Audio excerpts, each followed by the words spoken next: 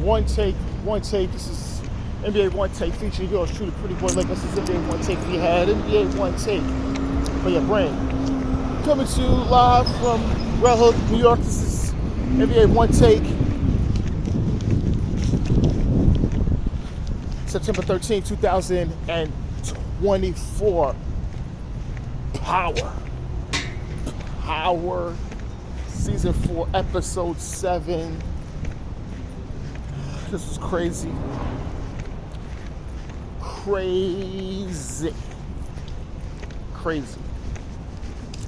I mean, this was a crazy episode. So Diana, she lost the baby. She's in a hospital. Tariq is there with her. Monet comes in. It just looks bad.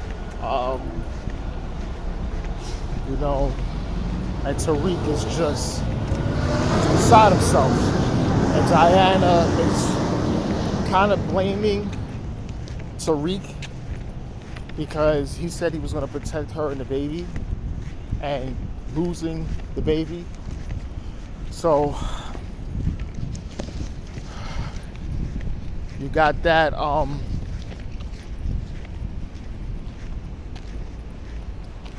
Then you got Councilman Tate, who's mourning the loss of his brother.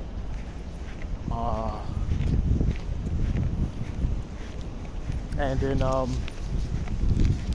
tell Detective Carter he wants revenge, right? Detective Carter tells him there's some Russians ambush, but he said he almost like he threatened him. Do what you gotta do.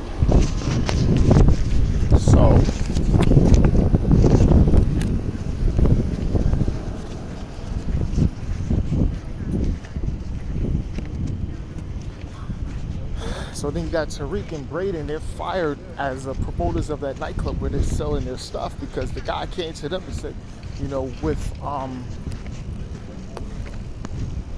everything that's going on, and if Braden gets high, it was high as fuck doing things on stage, and they just said, yo, look, you guys are selling drugs in our place. We're just not with it, and just fired them altogether.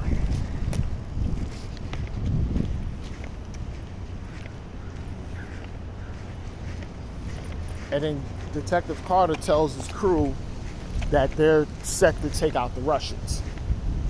It's kind of his crew is like, especially that cop, female cop bitch. She's like, okay, so, Cabal deserved it.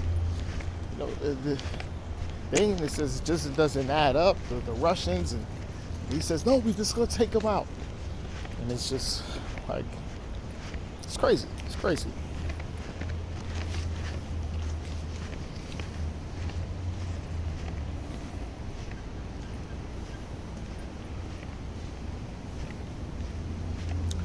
So Drew encounters the guy Roman in prison, and it's almost, this is a guy that's allegedly a snitch, and the other detective that works with Carter's crew said, well, take him out if he's gonna snitch. So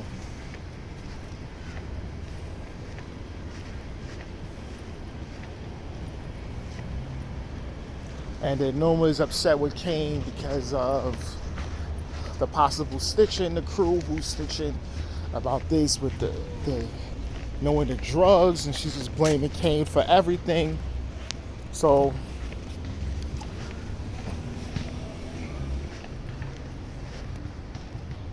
Monet and Carter is going to talked about Diana, and Detective Carter told him that think before you act, meaning, you want to kill the female cop that made Diana lose a baby.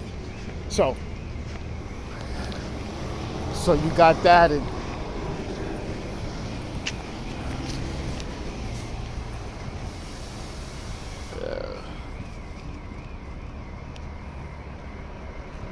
then you got Tariq. He goes and tells Tasha what's going on, that he lost the baby and everything like that. I don't get it. Where is Tasha?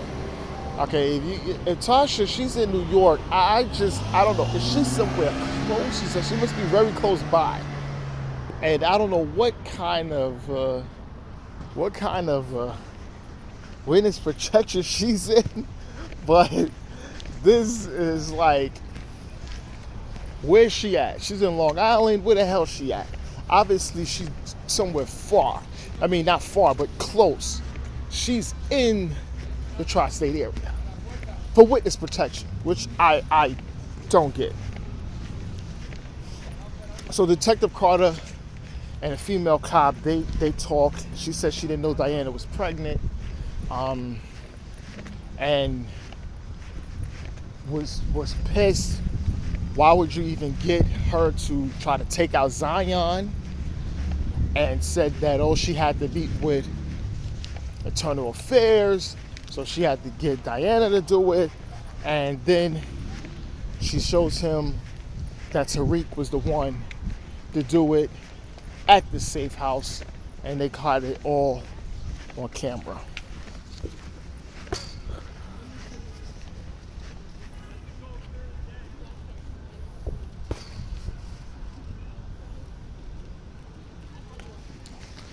So Effie, Braden, and Kane goes to a cop that possibly have information on the snitch, on who's been snitching on Norma. And they found out there is no snitch, that it's Carter is a dirty cop, and his Carter's crew is all dirty. So that's what they kind of find out with just finding out that. So, because you gotta understand, every bust or anything has to be recorded in a computer database. So that's what they found out.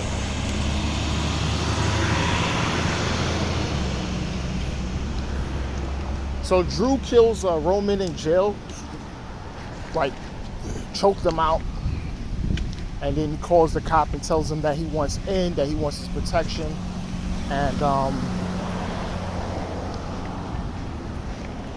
then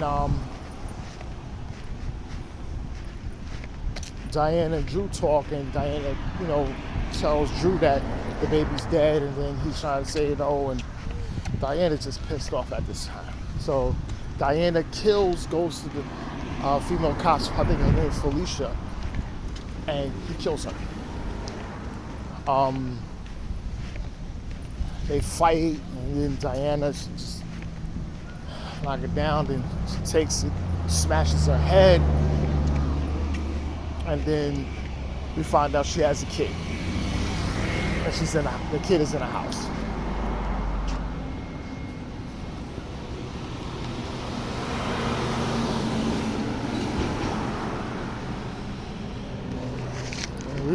I'm like, yo, what the hell?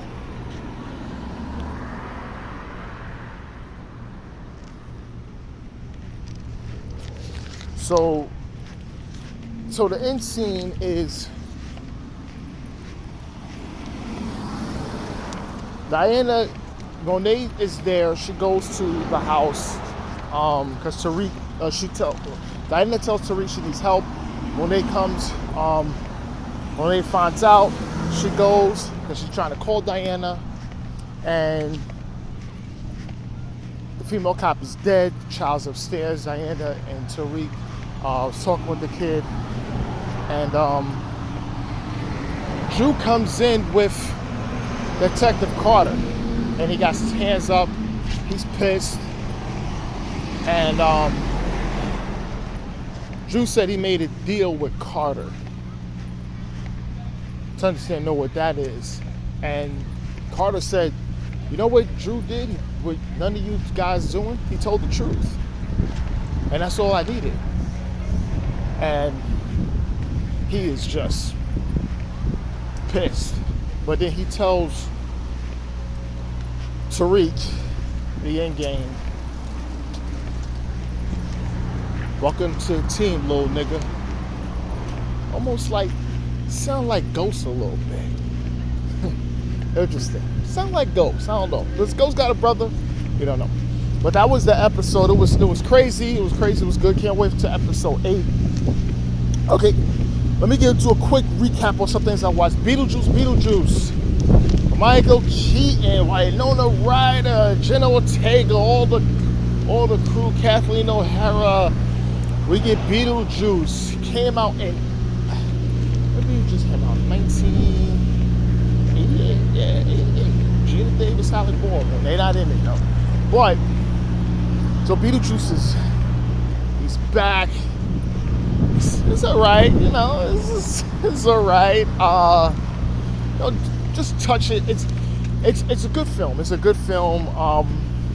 You know, some of the wacky, quirky things, you know, Tim Burton did in a lot of his films, and it, you know, it holds up. It holds up, and you know, I liked it. Oh, Monica Bellucci's in this as well as Beetlejuice's ex-wife. Remember his ex-wife? He was talking about he got the dead finger on, and actually she don't have the finger. He said, "Oh, she didn't mean nothing to me," and that was that's. So she's there as Beetlejuice's ex-wife, and it was a good film.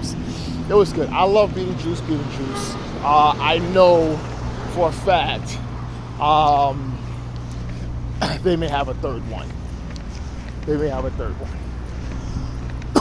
Oh, Rebel Ridge. Okay, it's a guy, Aaron Pierre. He's trying to bail out his cousin who's detained in a little small county. Got Don Johnson in there. He's a crooked sheriff, and it's just one of those films. It's not. It's all right. Not too bad. Some spots a little crazy to me. But Aaron Pierre plays, he does a good job. He does a good job as an ex-military things.